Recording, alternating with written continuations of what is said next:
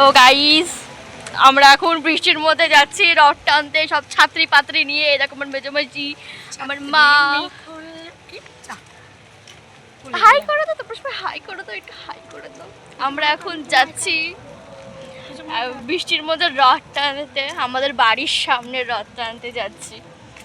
চলো তোমাদের দেখাই। বৃষ্টি হবে, রথ টান, তবেই তো জমবে। আর আমাদের এখানে যে হারে মাইক বাজছে, ঘুড়ি উড়ানো হচ্ছে, বৃষ্টির চোটে এখন ঘুড়ি উড়ানোটা বন্ধ হয়ে গেছে।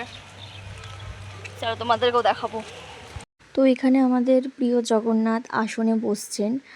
আর ব্যাকগ্রাউন্ডে তোমরা যে ওয়েদারটা দেখতে পাচ্ছ, সেই ওয়েদারটা মানে এমন টাইমে বৃষ্টি আসছে, সে ঝমঝম করে বৃষ্টি, আর এমন রোদ দিচ্ছে, তখন মানে টেকা মুশকিল হয়ে যাচ্ছে। তোমরা সবাই এখানে দর্শন করো প্রিয় জগন্নাথকে, তিনি আসনে বসেছেন।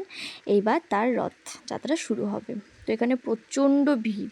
আর এটা হচ্ছে সেই রশ্মিটা, রথের রশ্মি, সবাই মিলে এখন আমরা টান দেব।